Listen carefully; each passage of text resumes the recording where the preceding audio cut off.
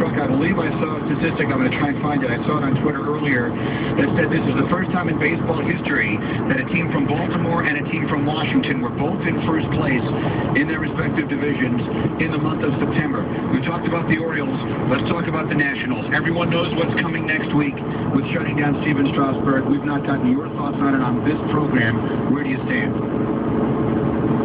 It's hard for me to envision someone who's not hurt not participating in the playoffs. But the more you think about it, the more you realize that this is what they said from spring training. They said that they weren't going to let if they were winning or had a chance to win and get into the postseason, they weren't going to affect their decision with Strasburg.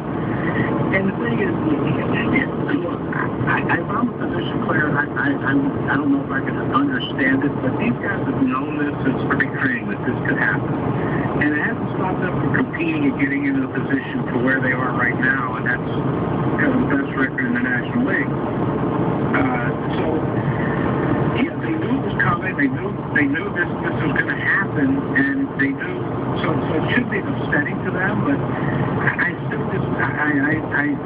don't know how you can take a guy who's not injured and not say, let's do tests, see if his arm strength is the same, see if he's lost anything, see if there's any higher risk of injury. When Tommy John says that coming back to Tommy John, it should be up to the individual. I think we should listen to Tommy John, but they seem to not name things after people who don't know what they're doing. But I think it would be more leaning toward what the doctors and the individuals say about how they feel. John Kruk with us, and I do have the stat here. It is from the Elias Sports Bureau. It is the first time in baseball history that a D.C. and Baltimore team each had a share of first place simultaneously in September. Krucky, thank you. We'll check in next week as this thing revs up for what should be a fascinating September. John Kruk on the Subway Fresh Take Hotline. It is Subway's birthday party, but this September it's your chance to win big. Today's grand prize, how about this? A 2013 Jeep Compass.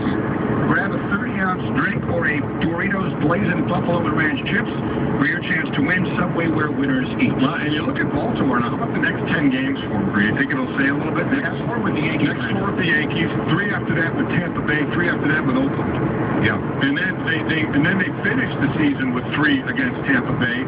In there they have 6 against Boston, 3 against Seattle. So, not the toughest. 4 against Toronto as well.